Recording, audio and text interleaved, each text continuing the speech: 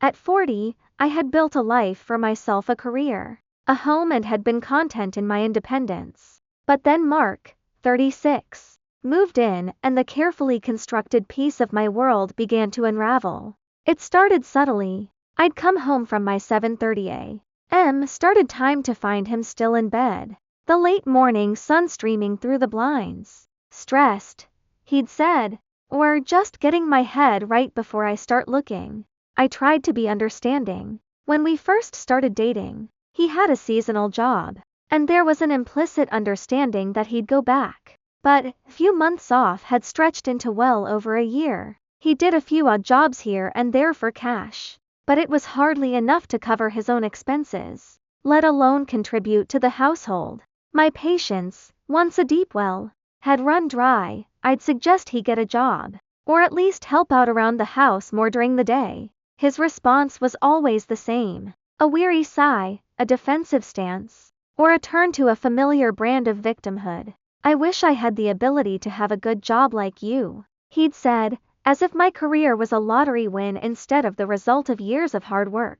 Or, you don't understand how much I do around here, and it's hurtful. He claimed that his contribution was in helping around the house, yet the work he did felt like the bare minimum for any grown adult, let alone one who wasn't paying rent. When I tried to enforce a more structured routine, suggesting he got up at 8 a.m. to tackle a few projects, he'd accuse me of being controlling. The core of our conflict was the rent. He truly believed he didn't owe me anything. I paid for everything before you moved in anyway, he'd argue, a twisted logic that ignored the reality of two people living under one roof. He'd admit to adding a bit to groceries but would scoff at the idea that he used extra electricity, water, or caused any wear and tear. It's so minimal it shouldn't even matter, he'd say, a phrase that felt like a microcosm of his entire attitude towards our shared life. I felt like I was losing my mind. The gaslighting was relentless. When I'd confront him,